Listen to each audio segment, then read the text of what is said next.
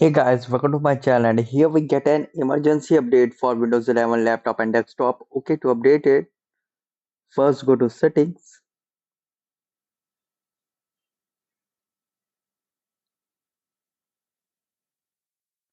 Okay, now in settings, go to Windows Update. So here you can see 2026-01 update KB5078127 is available to download and install. Guys, it's an emergency update to fixes Outlook POP PST crashes unresponsive apps after January 2026 patch. It is an out-of-band patch to fix an issue that broke Outlook Classic POP PSI after January 2026 patch.